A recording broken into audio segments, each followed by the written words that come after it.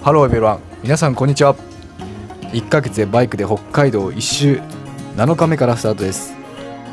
今回は旭川を出発して道東を駆け巡ります。北海道の旅行または観光の参考にしていただけたら幸いでございます。それでは本編スタートです。